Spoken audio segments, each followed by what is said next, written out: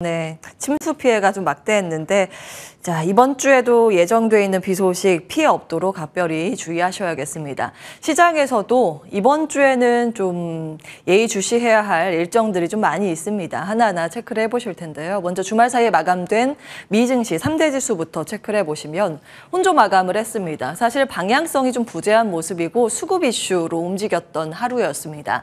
이 와중에 다우 지수는 아주 살짝 올랐지만 10거래일 연속 상승 행진을 이어가면서 6년 만에 최장 랠리를 계속 이어가는 모습이었습니다. 나스닥 지수의 낙폭이 요즘 3대 지수 안에서 가장 두드러지고 있습니다. 역시나 2주 동안 이제 말씀드렸던 수급 이슈, 나스닥 100 특별 리밸런싱 조정이 오늘인데 마지막 거래일이 지난주 금요일이었죠. 그래서 기관들은 거의 종가 베팅을 그때 많이 합니다. 그 모여 있으면서 거의 이제 종가 근처에서 많은 물량이 출회됐다라는 거 확인해 보실 수 있습니다. 이와 함께 이날은 미국은 옵션 만기일이었는데 해당되는 물량이 꽤 컸죠. 이 물량이 다 출회되는 건 아니지만 출회 가능성이 있는 대상 물량이 2조 4천억 달러 규모였습니다. 이 물량도 거의 이제 막판 베팅이기 때문에 수급이 막판에 좀 꼬인 것을 확인해 보실 수 있습니다. 그 나스닥 측에서 지난번에 이렇게 발표를 했죠. 세부 종목에 대해서 어느 정도 비중을 줄일지에 대해서 구체적인 가이드라인을 제시하진 않았지만 7대 빅테크의 비중 55%에서 43.7%로 줄이겠다고 공시를 했습니다. 원래 시장에선 한 5개 기업 줄일 거라고 예상을 했었는데 7개 기업 다 들어간다고 하면서 이날 7개 기업 모두 약한 흐름을 보였습니다. 헬스케어, 에너지, 유틸리티 섹터 상대 강도가 좋았는데 반면에 특별 리밸런싱 대상인 기술과 커뮤니케이션 섹터의 약세가 두드러졌고요. 이날은 금융주도 좀 빠지는 모습이었습니다. 플러스 한 가지 기술주에 대한 이제 하방 압력 요인이라고 하면 챗GPT 관련 논란이었습니다. 유료 서비스죠. 최신작 GPT-4가 그 3개월 전보다 답 제시 능력이 조금 더 떨어진다라는 보도가 좀 이어가면서 마이크로소프트가 1% 가까이 빠졌고 이런 AI, 이 소프트웨어 쪽을 담당하고 있는 메타 등의 종목들이 같이 밀리는 모습이었습니다. 여기에 메타 같은 경우에는 스레드의 인기 감소가 최근 좀 나타나고 있다는 보도까지 더해지는 모습이었습니다. 그런데 필라델피아 반도체 지수는 이 와중에 1% 이상 올랐습니다. 이런 것들은 시장 하락의 빌미라는 목소리가 높은 이유인데요. 하나하나 보겠습니다. 빅테크의 전반적인 부진, 실적 발표 후에 이틀째 약세 흐름을 보인 넷플릭스와 테슬라였습니다. 각각 2%, 1%씩 추가로 더 빠졌고요. TSMC 실적 가이던스 하향의 여파라고 시장에서 해석을 하면서 엔비디아 주가는 3% 가까이 밀렸습니다. 이날 테슬라 측에서 자율주행을 위해서 엔비디아의 반도체 칩을 GPU를 더 구매할 것이라고 밝혔음에도 힘을 쓰지 못했습니다. 그런데 엔비디아를 제외한 나머지 IDM 반도체뿐만 아니라 장비주까지 일제히 강세 흐름을 보였습니다. 결국 나스닥 100 리밸런싱 대상인 엔비디아만 빠졌고 나머지 올랐다. 수급의 이슈가 조금 더 컸다라는 걸 확인해 보실 수 있습니다. 오펜하이머에서 인공지능 관련주를 선호한다고 레포트를 내기도 했습니다. 엔비디아, 브로드컴, 마벨 등을 콕 집어서 언급했는데요. 근거는 이렇습니다. 클라우드와 인공지능, 5G 등의 구조적인 성장세 기대가 된다라는 부분이었고요. 반도체 업종이 이에 따라서 하반기 전체 시장 상승을 주도할 것이라고 이야기를 하기도 했습니다. 그러고 나서 바로 반박 기사가 월스트리트 저널을 통해서 나왔는데 반도체 부진은 당분간 계속될 것이라는 보는 시각도 만만치 않았습니다. 그 이유인 즉슨 인공지능 AI 특수만으로는 반도체 전체 업황을 끌어올리기엔 역부족이라고 이야기를 한 건데요. 이 내용을 좀 자세히 보면 AI 반도체 칩에 대해서는 긍정적으로 봤습니다. 그러나 AI 특수로 인해서 지금 겨울을 맞이하고 있는 메모리 반도체까지 크게 턴하기는 어렵다는 내용 있습니다. 참고해 보시기 바라겠습니다. 월가의 시장평가도 좀 정리를 해봤는데요. 시티그룹에서는 그 넷플릭스와 테슬라 모두 어쨌든 시장 기대에 충족하는 수익을 냈음에도 불구하고 현재 그 시장 분위기를 좀 어둡게 만드는 요소로 꼽히는 건 밸류에이션 뒷받침하기 위한 기준이 지금 얼마나 높은지를 확인시켜주는 내용이라고 봤습니다. 그렇기 때문에 지수가 앞으로 더 강하게 움직이려면 이번 주 다른 기업들 실적 발표에서 가이던스가 강력하게 상향 조정이 나와야 한다고 코멘트를 했습니다. 시장 보수적으로 봤고요. 오한다에서도 보수적인 시각 견지했습니다. FOMC와 기업 실적 발표, 경제 지표 발표가 이번 주에 집중돼 있기 때문에 일단은 피하고 보자는 차익 실현 회피 물량이 출회될 가능성에 주목을 했고요. 골드만삭스는 나스닥100 특별 리밸런싱으로 인해서 변동성이 증가할 것인데 이 일정이 끝나고 나서도 집중도 문제는 크게 개선되지 못할 것이라고 또 보수적으로 봤습니다. 나스닥100 쪽에서 어떤 기업이 줄어들 것인가에 대한 코멘트도 같이 내놨는데요. 엔비디아와 마이크로소프트 가중치가 가장 크게 줄어들 것이라고 봤습니다. 그러면서 애플이 나스닥 100에서 차지하는 지위 2위에서 1위로 다시 등극할 것이라는 의견도 냈고요. 반면에 브로드컴은 비중이 가장 크게 상향할 것이라고 예상을 하기도 했습니다. 그러나 그 과거에 2011년도의 사례를 봤을 때 나스닥 100 리밸런싱으로 인해서 수혜를 봤던 종목은 1개월, 10개월을 조금 더 늘려서 보면 결국 펀더멘털과 수렴하는 주가의 방향성 기억을 하실 필요는 있겠습니다. 헬스케어 보겠습니다. 한 2주째 미국과 한국에서 헬스케어 전방위적인 상승세가 나오고 있습니다. 정리를 해드리고 있는데요. 순환매가 계속 돕니다. 지난주에 이제 존슨앤존슨과 에보트의 실적 발표 내용들 쭉 정리해드렸습니다. 같은 이슈죠.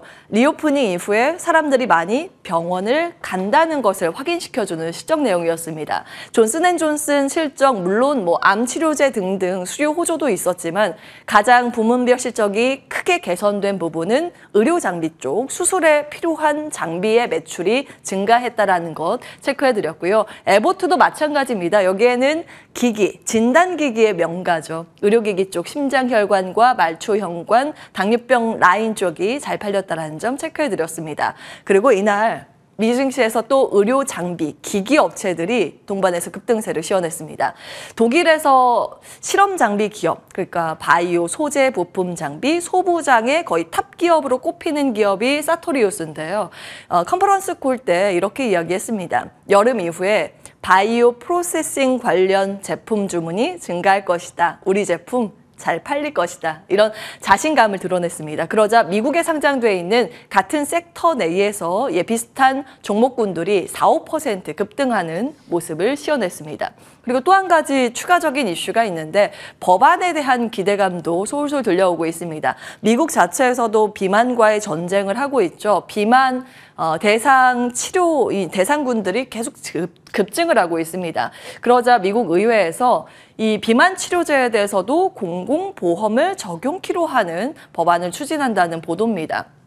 법안면이 TROA인데 비만을 치료하고 줄이는 감축 법안이라고 보시면 될 것 같습니다. 현행 메디케어상으로는 비만 치료제에 적용을 시키지 않고 있는데 여기 적용까지 늘리면서 치료제를 보유한 기업들 혹은 치료제를 개발하고 있는 기업들은 환호하는 분위기 전거래 미증시에서 있었습니다. 주가의 반응은 뜨겁지는 않았는데 이슈 체크상 체크를 해보시면 되겠고요. 비만 치료제가 최근 미국에서 한 가지 큰 화제를 몰고 오고 있습니다. 글로벌 제약바이오 헬스케어 섹터의 시총 1위가 지난달에 뒤바뀌는 기염을 토하는 그런 이슈이기도 했으니까요. 삭센다 노보노디스크의 과거 그 치료제 같은 경우에는 매일매일 주사로 투약을 해야 됐었죠. 그런데 최근 나오는 것들은 주 1회만 또 투약을 하면 됐고 편의성이 있습니다. 그리고 그 앞으로는 경구용 쪽, 그러니까 먹는 치료제 쪽으로도 개발이 진행되고 있는데 시장에서 관심을 크게 모으고 있습니다. 국내에서는 어떤 기업들이 비만 치료제 개발을 하고 있는지 그 현황에 대해서 지난주에 정리해드렸고요. 같이 참고해 보시면 되겠습니다. 자, 이번 주 어떤 부분이 가장 중요할까요? 뭐니 해도 다 제치고 FOMC가 가장 중요한 이벤트로 꼽히고 있습니다. 우리 시간 기준으로 했을 때는 27일 새벽 3시 정도의 내용들이 공개될 예정인데요.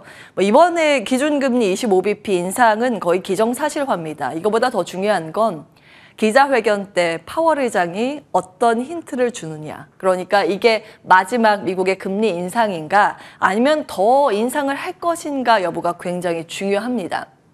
시장에서는 반반 정도 컨센서스가 형성이 되고 있고요. 그에 따라서 위험 자산들이 방향성을 다시 결정할 것으로 관측이 되고 있습니다. 이와 함께 실적 시즌 본격적으로 들어갑니다. 우리 시장도 미국 증시도 이번 주에 굉장히 중요한 기업들의 실적 발표가 압축적으로 발표 예정입니다. 메가테크 기업들 많습니다.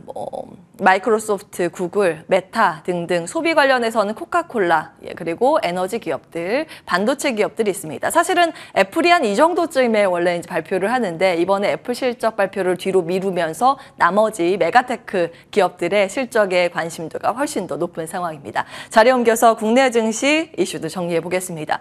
우리나라도 이번 주에 정말 중요한 기업들이 줄줄이 실적 발표를 예고하고 있습니다. 오늘부터인데 포스코그룹 주들 포스코홀딩스, 포스코인터내셔널, 포스코퓨처엠까지 잠시 후에 실적 발표를 하게 되고요.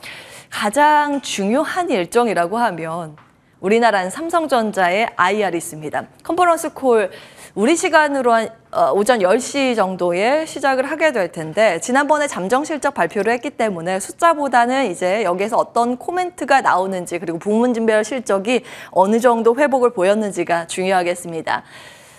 감산 쪽에 언급이 나오면 메모리 반도체에서 환호를 하겠고요. 고대역폭 메모리 HBM이 언급이 되면 AI 관련 반도체 칩 쪽 시스템 반도체가 환호할 가능성이 높습니다. 같이 챙겨보시기 바라겠고요. 이번 주에는 배터리 셀 3사 모두 실적 발표 앞두고 있습니다.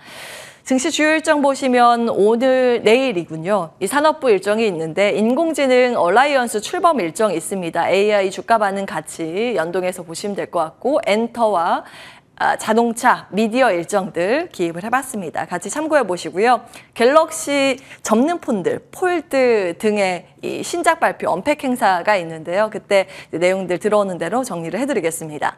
여의도 증권가의 시선도 정리를 해봤습니다. 증권사들은 어떤 기업이 어닝 서프라이즈를 낼 것이라고 기대하고 있을까요? 최근 들어서 1개월간 2분기 영업이익 전망치, 눈높이를 높여 잡은 기업들 8곳이 20% 이상 눈높이가 올라가고 있습니다. 가장 크게 뛴 곳이 파라다이스 그리고 순서대로 배열을 해봤는데요. CNC 인터내셔널, SFA 반도체, 대한항공 순입니다.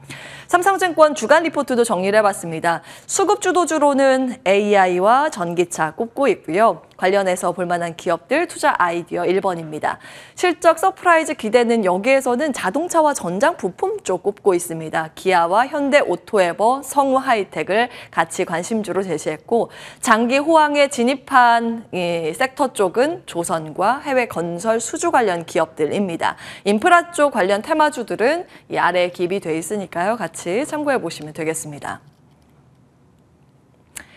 자, 전거래일에 우리 시장 분위기 좀 정리해 보겠습니다. TSMC 실적 부진이라고 시장에서 해석을 하면서 글로벌 기술주 차익 실현이 동조화 움직임을 보였습니다. 일본 증시도 기술주 약했고요. 대만 증시 마찬가지의 흐름, 우리 시장도 전거래일의 장 초반에 비슷한 움직임이 나왔습니다. 그럼에도 불구하고 종가상 양 지수 모두 플러스 전환에 성공했습니다. 좀 차별적인 우리 시장의 강세 움직임인데요. 외국인들은 다 파는 모습, 그 와중에 개인이 이 장세를 끌고 가고 있다는 걸 확인해 보실 수 있습니다. 개인이 사랑하는 2차 전지 배터리, 또 하나 제약바이오가 견인을 하면서 지수를 상승 마감에 성공하도록 만들었고요. 반면에 반도체, 전고체, 배터리 쪽 그리고 방산 섹터의 약세가 최근 좀 이어지고 있는 상황입니다. 공식의 반복입니다. 이 패턴이 요즘 이어지고 있는데요. 전거래일에 오전 11시부터 특히 배터리 쪽에 개인의 순매수가 집중되면서 지수 상승을 견인하는 모습이었습니다. 개인의 매수가 이어지면서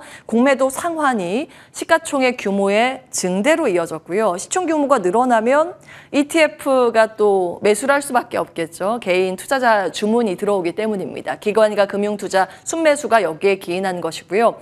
그리고 시가총액이 늘어나면 MSCI의 편입 허들을 초월하게 됩니다. 그래서 외국인들이 또 추종 매수를 하게 돼서 이 선순환의 고리가 계속 이어지고 있는 상황입니다. 대표적인 종목이 에코프로가 되겠죠.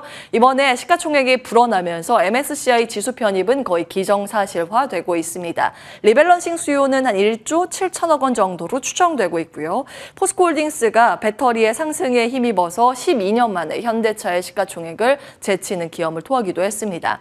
순환매의 관점에서는 외국인이 수급이 모여 있었던 건 제약바이오와 금융주였습니다. 기술주하고 2차전지 외국인은 비중을 축소했는데 제약바이오의 이야기를 조금 더 이어갈까요? 헬스케어 이슈와 종목들 지속적으로 좀 체크해드리고 있습니다. 최근 들어서 헬스케어는 당뇨뿐만이 아니라 전방위적인 제약바이오와 기기까지의 상승세가 우리 시장에서도 온기 확산으로 이어지고 있기 때문입니다. 전거래일의 주가 반응을 보였던 이유들 기입을 해봤고요. 코로나19 관련 테마주들도 올랐었고 기기 쪽은 전거래일에 특히 치과 치료 관련 기업들의 강세가 두드러졌습니다.